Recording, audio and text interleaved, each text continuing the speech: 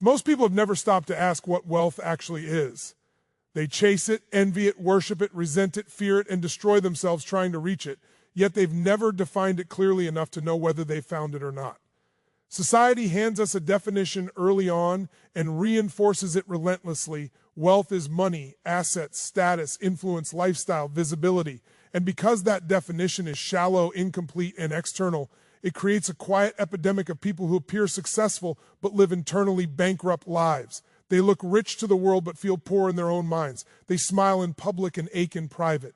They accumulate and accumulate yet feel perpetually behind, perpetually anxious, perpetually unfulfilled. This is not a coincidence. It is the natural outcome of a culture that teaches people to measure wealth by numbers while ignoring the internal capacity to experience joy, peace, meaning, and emotional freedom.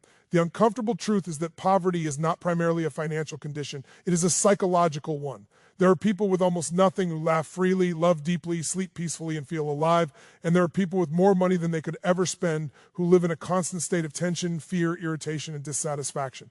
The difference between them is not income, it is identity, it is perception, it is the internal story they live inside of every day. Real wealth is not what you have, it is how you experience what you have. And if you cannot extract joy, gratitude, meaning, and presence from the moments of your life, then no amount of money will ever make you wealthy. You will simply be a well-funded prisoner of your own mind. This is why some of the poorest people on earth are the ones with the largest bank accounts. They live in a permanent state of scarcity, even while surrounded by abundance. Scarcity is not the absence of resources. Scarcity is the belief that there is never enough, that something is always missing, that the future is a threat rather than an opportunity, that joy must be postponed until some external condition is met. And once scarcity becomes your default psychological setting, it does not matter how much money flows into your life. You will tighten instead of expand. You will protect instead of enjoy. You will hoard instead of live. You will experience success as pressure rather than freedom. This is why money does not change people as much as we think it does. It does not magically create happiness, confidence, or peace. It amplifies what is already there. If someone is grateful, grounded, and emotionally healthy, money expands their freedom and generosity. If someone is fearful, insecure, and emotionally starved, money magnifies their fear and control. The myth that more money means less stress collapses the moment you actually observe people who have made a lot of money without upgrading their psychology. Their problems do not disappear, they multiply. More assets mean more decisions. More visibility means more pressure. More responsibility means more complexity. Without emotional mastery, success becomes another burden to manage instead of a tool to enhance life. At the root of this struggle is comparison. Comparison is the silent thief of joy. It is the habit of measuring your worth, your progress, and your future against someone else's highlight reel, someone else's timeline, someone else's advantages, someone else's industry, someone else's starting point. Comparison is never fair because it strips context and nuance out of reality. It ignores age differences, market differences, margin differences, opportunity differences, and life circumstances. It reduces complex human journeys into a single crude metric and then uses that metric to judge your value. And when men especially fall into comparison, it doesn't motivate them the way society claims it does. It humiliates them. It shrinks them. It creates shame, disguised as ambition. It turns growth into self-punishment. The most dangerous comparison is not with strangers, but with imagined versions of yourself. The version who should be further by now, the version who wasted time, the version who missed his chance. This internal comparison quietly erodes confidence and replaces forward momentum with regret. But judging yourself by where you are today is fundamentally unjust. You are judging a snapshot, not a trajectory. You are judging a chapter, not the story. You are judging a moment without accounting for the skills, awareness, discipline, and psychological upgrades that are still ahead of you. Growth does not move in straight lines. Life does not reward impatience. Nature itself shows us that progress happens in cycles, seasons, expansions, contractions, and long arcs that only make sense in hindsight. Most people never escape psychological poverty because they never raise their internal set point for wealth. Every person has a wealth thermostat just like they have a body weight thermostat. You can push above it temporarily, but unless your identity shifts, you will unconsciously return to what feels familiar. This is why lottery winners often end up broke again. This is why people who suddenly earn more often create new expenses and new stress that consume the difference. The nervous system seeks familiarity, not happiness. If chaos feels normal, peace will feel uncomfortable. If struggle feels like identity, ease will feel suspicious. And until this internal set point changes, external success will always feel fragile. True wealth begins when you expand your capacity to enjoy life now, not later, not after the goal, not after the milestone, not after the approval. Now, this does not mean abandoning ambition.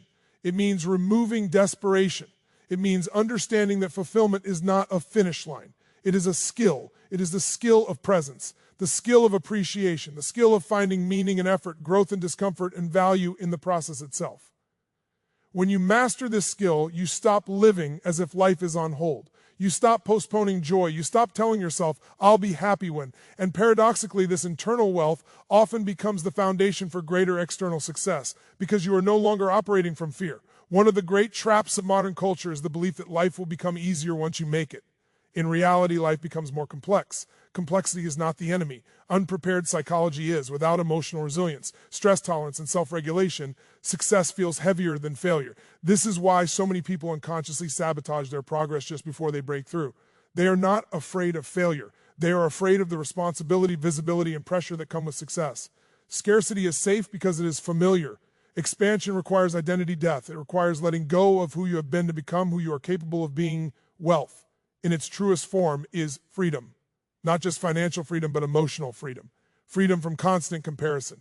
Freedom from chronic dissatisfaction. Freedom from the belief that your value is conditional. Freedom from the pressure to prove yourself to people who are not living your life. This kind of wealth allows you to experience peace even while building, gratitude even while striving, and joy even while struggling. It allows you to engage with ambition without being consumed by it. It allows you to pursue excellence without tying your self-worth to outcomes. The paradox is that when you stop chasing wealth as a substitute for fulfillment, you often become more capable of creating it because you make better decisions. You take smarter risks. You invest with patience instead of panic. You build with strategy instead of ego. You stop trying to impress and start trying to compound. You begin to think in decades instead of days. You shift from asking, how do I get rich, to asking, how do I build something valuable, sustainable, and meaningful? And that shift alone separates those who struggle endlessly from those who quietly accumulate power, skill, and abundance over time. Before money, before strategy, before execution, before opportunity, there is psychology, there is identity, there is the internal environment from which all behavior flows. If that environment is poisoned by scarcity, comparison, fear, and impatience, no external success will ever feel like enough. But if that environment is grounded in gratitude, courage, discipline, and purpose, even modest success will feel expansive, and greater success will feel like a natural extension rather than a desperate chase. This is where wealth truly begins, not in numbers, but in perception, not in accumulation, but in appreciation, not in chasing a future fantasy, but in learning how to fully inhabit the present moment while building deliberately toward a future that aligns with who you are becoming. Until this foundation is set, everything else is unstable. But once it is, everything else becomes possible. No matter how refined your mindset is, you will still face moments when everything feels uncertain, when progress slows, when the world shifts beneath your feet, and the strategies that once worked no longer deliver the same results. This is not failure. This is life operating exactly as it always has. The mistake most people make is assuming that difficulty means something has gone wrong, when in truth difficulty is simply a season doing what seasons do. Life moves in cycles.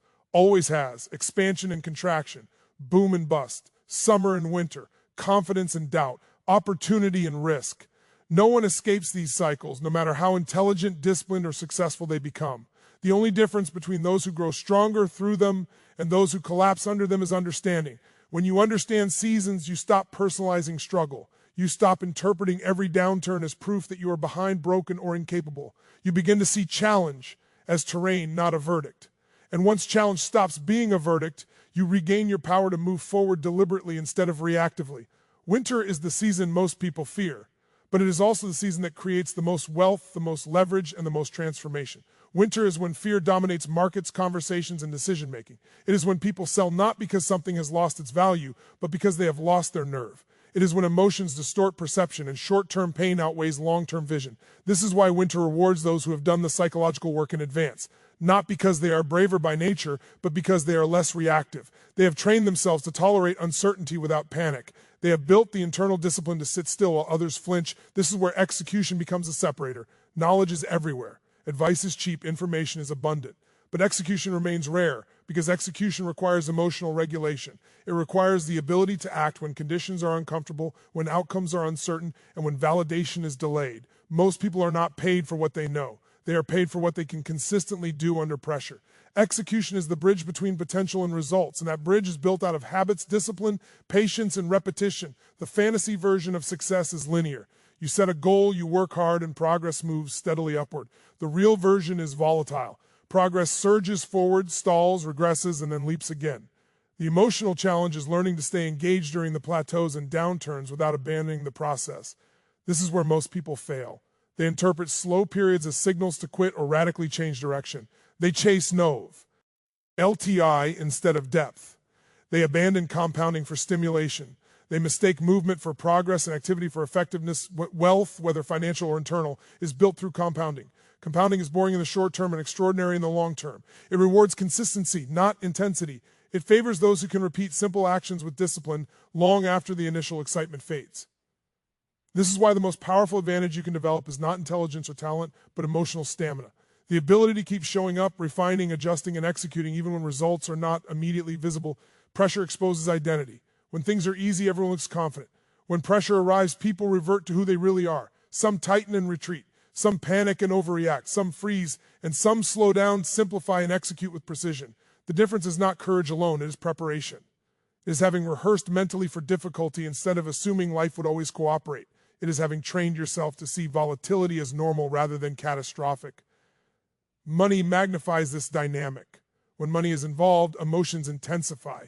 Fear of loss becomes stronger than desire for gain. Ego interferes with judgment. Short-term fluctuations feel personal. This is why so many intelligent people make irrational financial decisions. They are not stupid. They are unregulated. Their nervous systems are driving decisions faster than their logic can intervene. Without emotional mastery, access to capital becomes a liability instead of an advantage. This is also why execution must be grounded in values, not just tactics. If your sense of identity is tied entirely to outcomes, every setback feels like a threat to your self-worth.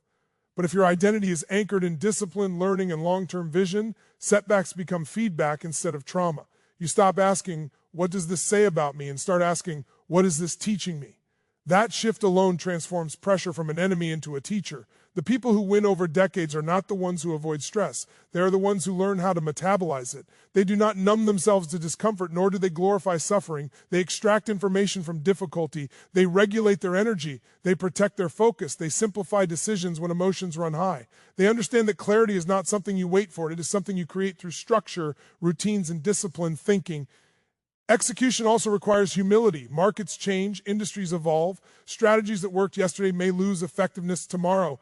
Ego resists adaptation because ego wants to be right. Mastery demands flexibility. It demands the willingness to update beliefs without abandoning principles.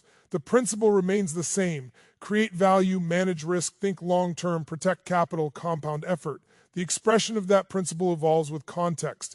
Those who confuse rigidity with strength eventually break. One of the most dangerous habits in difficult seasons is overconsumption of noise. Opinions multiply during uncertainty. Everyone has a take. Everyone has a prediction.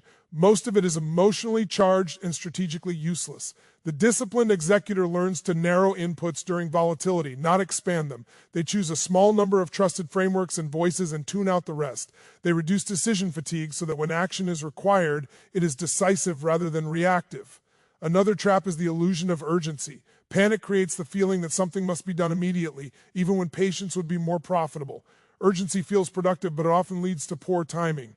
Wealth favors those who can wait, those who can sit in uncertainty without forcing resolution, those who understand that not every moment requires action, but every action requires clarity. Is where internal wealth once again proves its value. If you cannot tolerate discomfort emotionally, you will seek relief through impulsive decisions. You will trade long-term advantage for short-term comfort. You will exit positions too early, abandon strategies prematurely, and talk yourself out of opportunities that require patience. Emotional wealth gives you the capacity to endure temporary pain without sabotaging permanent progress. The goal is not to eliminate fear. Fear is part of being human. The goal is to prevent fear from driving the vehicle. Fear can ride along. It cannot be allowed to steer. Discipline is what keeps the direction steady. Vision is what keeps the destination clear. Repetition is what keeps execution consistent.